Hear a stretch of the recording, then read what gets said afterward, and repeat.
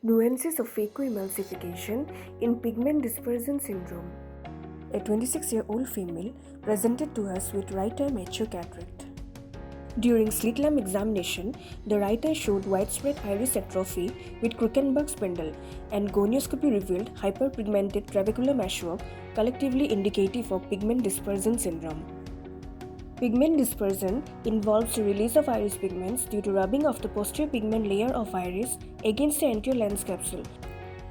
In this case, due to loss of pigments, there is risk of development of intraoperative floppy iris, thus necessitating care to avoid iris prolapse.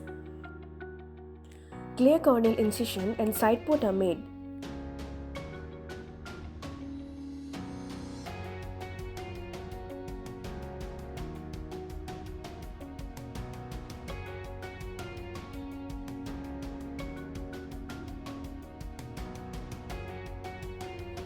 Anterior lens capsule is stained with Trifen blue using the double bubble technique.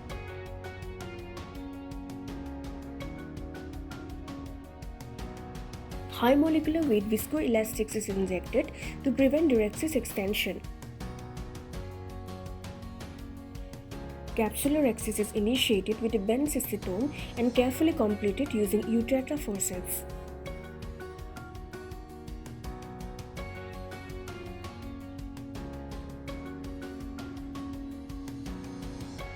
Nucleus is emulsified using Phacoemulsification technique. Gentle and slow hydrodissection is given. Viscoelastics is injected. Nucleus is then emulsified with minimum energy at the pupillary plane.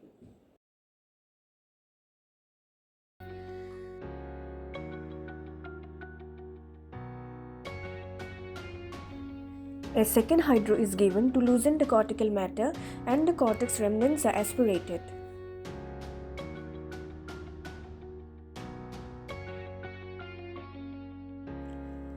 Posterior capsular polishing is performed.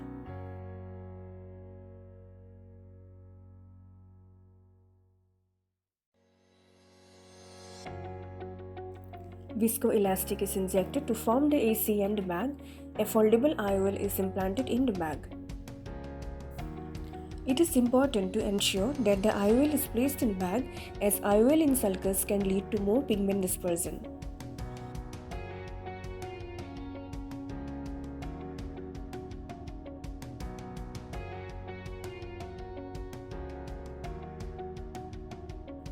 The subincisional cortex is removed by using the merry-go-round technique. Viscoelastic is washed.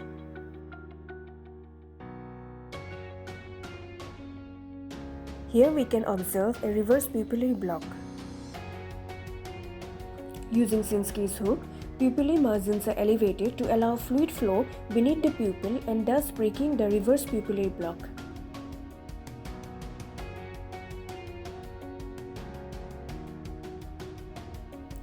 Anterior chamber is formed. Intracameral moxifloxacin is injected.